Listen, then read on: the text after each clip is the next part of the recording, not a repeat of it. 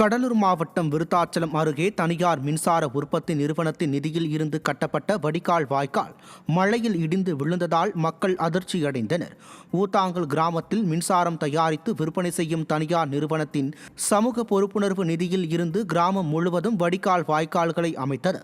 இந்நிலையில் கிராமத்தின் கிழக்கு தெருவில் கடந்த சில நாட்களுக்கு முன் போடப்பட்ட வடிகால் வாய்க்கால் மழையில் இடிந்து விழுந்ததால் அப்பகுதி மக்கள் அதிர்ச்சியடைந்தனர்.